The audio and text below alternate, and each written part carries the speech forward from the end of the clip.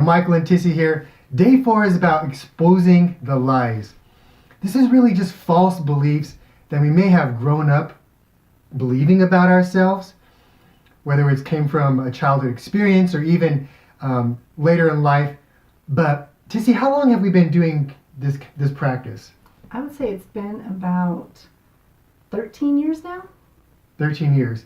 Where we actually go through the exercise of writing down all the negative, false beliefs about ourselves, the lies, okay? And it's interesting, Tissie, 13 years we've been doing this. Some of the lies have fallen off the list. Yes. And then some new lies kind of creep up as well, right? I agree, yes. Yes. When did we first do this exercise?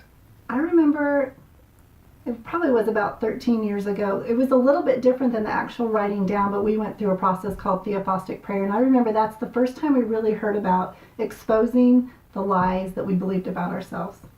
And so I remember sitting in a room with other women and them just helping me walk through this and discover the lies I believed. And I think you did the exact same thing. Yes, we did. And it was very helpful to bring just awareness of what our belief systems were, the negative beliefs that we had, that also added to the negative self-talk. Yes, and then I remember when we went on a marriage intensive, it's been 9 years ago, and that's when we really started writing down the lies. Because before that, we would go through them mentally and we would write down maybe a few of them as they came up, but we didn't really just spend time writing down the lies that we believed about ourselves.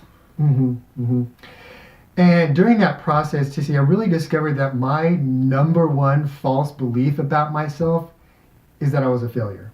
It was almost liberating just to identify that and put words to it. Put words to the emotions, the thoughts, the feelings that I had felt for so long, just to identify it and then write it down. What would you say your number one false belief was? I believe mine was that I'm alone.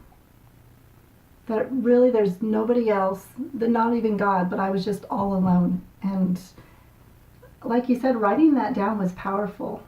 But we're going to talk about some more things tomorrow, and that's what's really powerful. In your worksheet, there are 10 lines for you to write down the false belief.